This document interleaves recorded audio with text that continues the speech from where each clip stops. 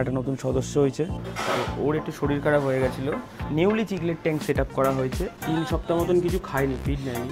এগুলো আগের ভার্সন আর এগুলো হচ্ছে নিউ ভার্সন। আর এখন বিড়াল ফিড়াল ধরাটা একটু বন্ধ আছে, কারণ কিছুদিন আগে একটা বিড়াল ধরে তার সেটিং করে দিয়েছে।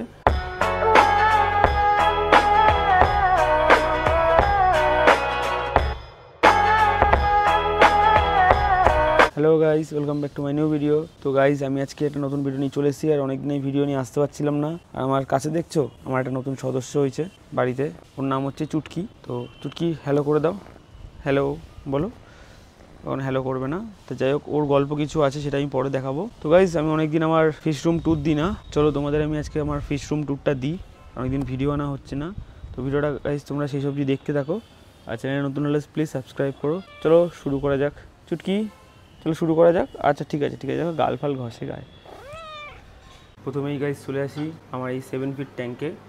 তো অনেক দিন তোমাদের আমি আমার 7 ফিট ট্যাঙ্কটাকে দেখাই না। আর প্রায় অনেক দিনই হয়ে গেছে আমি ভিডিও ছাড়ছিলাম না। তার কিছু কারণ ছিল, একটুখানি প্রবলেমের মধ্যে ছিলাম এই বড় অ্যাকোরিয়ামটাকে নিয়ে। তো তার কারণ আমি বলে দিচ্ছি।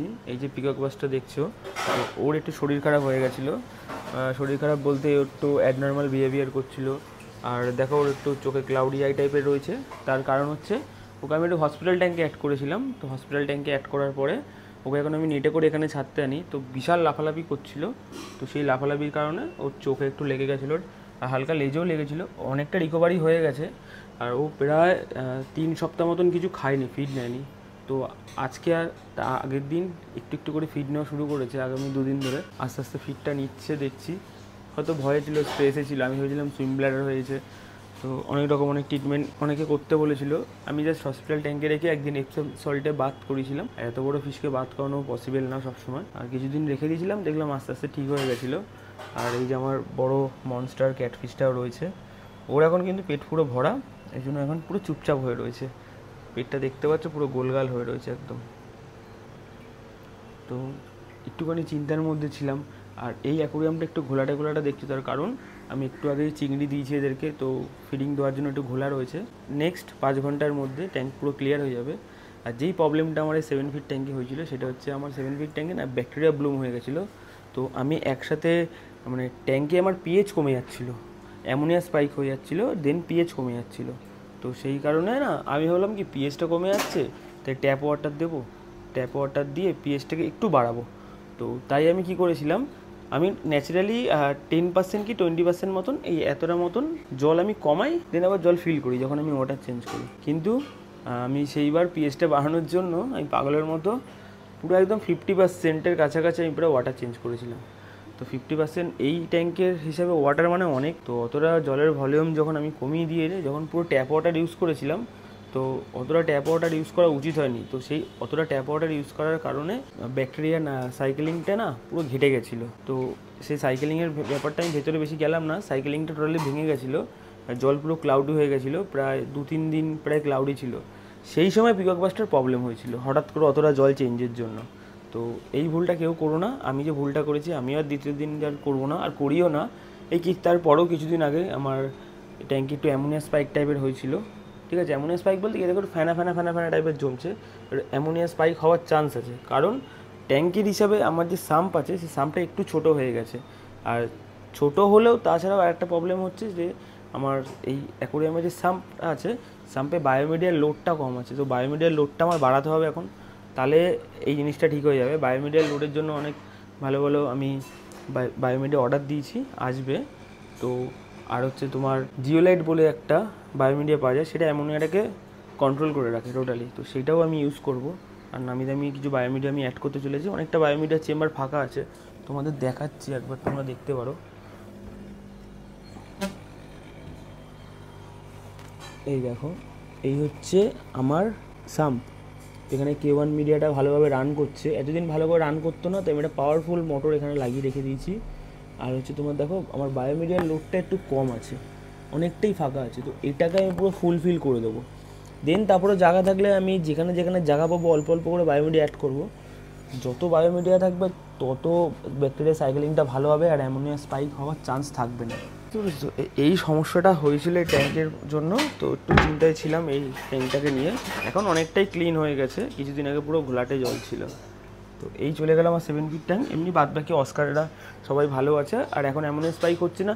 আর অ্যামোনিয়া স্পাইক আর জলের এরকম ব্যাকটেরিয়ার ডিসব্যালেন্স হওয়ার কিছু কারণ আছে, আমাদের দোষেই হয় সেটা।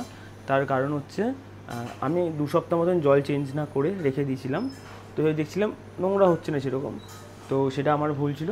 তো তার জন্য আমি এখন নোংরা হোক আর না হোক আমি প্রত্যেক সোমবার করে এই অ্যাকোয়ারিয়ামটা আমি ক্লিন করছি। এখন 10% মতন জল ফেলছি, ফেলে নতুন জল দিচ্ছি, ব্যাস এরাও ভালো আছে। এবার গাইস চলে আসি আমি আমার চিকলেট ট্যাঙ্কে। গাইস এই যে আমার হচ্ছে newly chiclet tank set up করা হয়েছে। আগে যে চিকলেটগুলো ছিল সেগুলো ম্যাক্সিমামগুলো আমি তাদের সেল করে দিয়েছি। আর এগুলো হচ্ছে নতুন সেট আপ। আর এর ওপর একটা ঢাকনা ছিল, ঢাকনাটা দিইনি, এখন ঢাকনা ছাড়া একটু ভালো লাগছে, কিছুদিন পরে ঢাকনাটা আমি অ্যাড করে দেবো। আর এখানে দেখো নতুন নতুন তোমরা চিকলেট দেখতে পাবে। এখানে সবগুলোই কিন্তু নতুন করে আমার আনা হয়েছে। আর প্রত্যেকটার কালারেশন খুব সুন্দর। ম্যাক্সিমাম ওবিপিকক রয়েছে, এটা একটা সালফারেট রয়েছে, এটা ভেনাস্ট্রেটাস রয়েছে, ইলেকট্রিক ব্লু, তারপরে ইয়েলো ওবি। আর এই একটা নতুনত্ব একটা ডিবি আমি এনেছি, ড্র্যাগন ব্লেড। তো এটা খুব সুন্দর, এটা মেটালিক টাইপের শাইন দেয়। আর ওখানে একটা রুবি রেড আছে। আর এই জলটাকেও আমি এখন মেনটেন করে রাখছি, কারণ এই জলেও আমার কিছু প্রবলেম হয়েছিল বলে আমাকে প্রত্যেকটা মাছকে আমার সেল করতে হয়েছিল। আর এই ট্যাঙ্কে কিছু মাছ আমার আর একটা চিকলেট ট্যাঙ্কে আছে। আর এটা ভালোভাবে সাইক্লিং করা আছে। আর এটাও আমি আজকে চেঞ্জ করে দিলাম, সপ্তাহে একদিন করে প্রত্যেকগুলোই চেঞ্জ করে দিচ্ছি। এই যে দেখতে পাচ্ছ, এটা হচ্ছে আমার 3 ফিট ট্যাঙ্ক, যেখানে আমার অস্কারগুলো বড় হয়েছিল। আর এখানে আমি রেখেছি আমার আগের যে চিকলেটগুলো যেগুলো ছিল ওই ট্যাঙ্কটার মধ্যে, সেইগুলোকে আমি এখানে এনে সেপারেট করে আলাদা করে রেখেছি।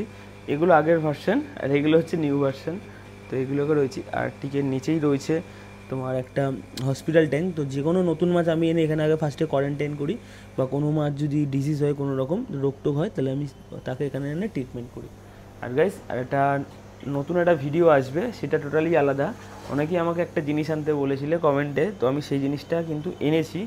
সেই জিনিসটার ভিডিও আমি আলাদা করে রিভিল করব। এখন আমি এই ভিডিওতে দেখাবো না, নেক্সট ভিডিওতে তোমরা দেখে যাবে। আর এবার থেকে তোমরা পার ডে ভিডিও পাবে। আর শুধু মাছের ভিডিও না, তোমরা আমার রোজিকে নিয়েও ভিডিও পাবে। আর আমার একটা সদস্য এসছে নতুন বাড়িতে, তাকেও আমি দেখাবো কে এসছে।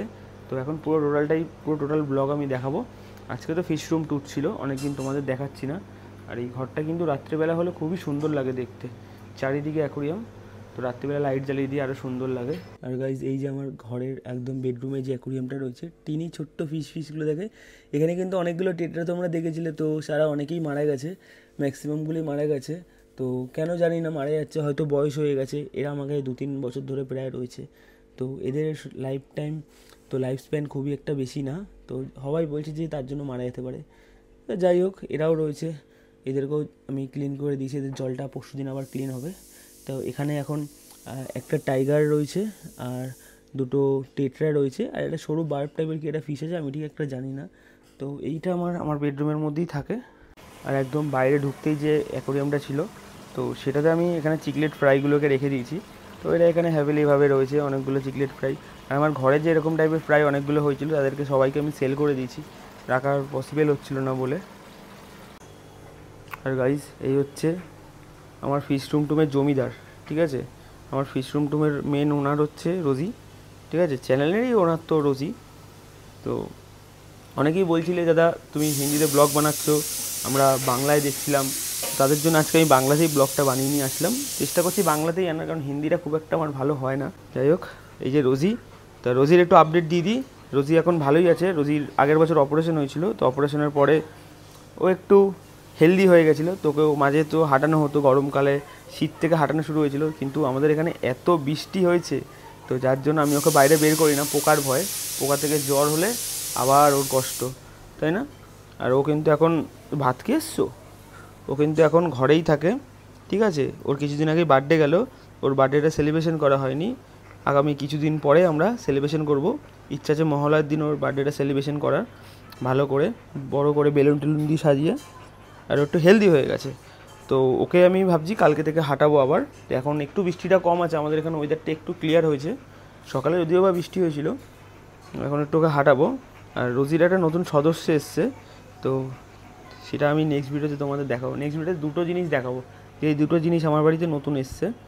এখন রোজি কিন্তু একটু এখন ঘুমাচ্ছে বেশি, দুপুরবেলা হলে খাটার তলায় ঢুকে যাচ্ছে, সে সন্ধ্যাবেলায় বেরায়, তাছাড়া বেরায় না। ও ডায়েটে রয়েছে, রাত্রিবেলায় 1 না 2টো রুটি খাচ্ছে, ঠিক আছে। আর এখন বিড়াল ধরাটা একটু বন্ধ আছে, কারণ কিছুদিন আগে একটা বিড়াল ধরে তার সেটিং করে দিয়েছে। শেক করে দেখিয়ে দাও অডিয়েন্সে শেক করে দেখাও। হ্যান্ডশেক করো, শেক করবে না? এই তো ভেরি গুড। তোমাকে অডিয়েন্সরা খুঁজছিল অনেকদিন ধরে। তোমার দাঁতগুলো বড় হয়ে গেছে, দাঁত ব্রাশ করতে হবে। তো গাইস, আজকে ভিডিওটা এইটুকুনই থাকলো। যদি ভিডিওটা তোমাদের ভালো লাগে তাহলে অবশ্যই লাইক, কমেন্ট, শেয়ার আর সাবস্ক্রাইব করে দিও।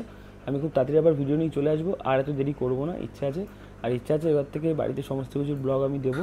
তো মোটামুটি সবাই তোমরা দেখছো, আমাদের রোজিকেও দেখাতে হবে রোজির বাদরমাগুলো কী এখন করছে না করছে। অনেকেই রোজির বাদরমা মিস করেছো, আমার অ্যাকোরিয়াম মাছদের মিস করেছো। তো চলো গাইস, আজকে এইটুকুনই থাকলো। খুব তাড়াতাড়ি নতুন ভিডিও নিয়ে চলে আসবে। ততদিন ভালো থেকো, সুস্থ থেকো। চলো টাটা। আর ভিডিওটা ভালো লাগলে অবশ্যই সাবস্ক্রাইব করে দিও, like, comment, share and subscribe করে দিও। চলো টাটা। চলো টাটা দিয়ে দাও।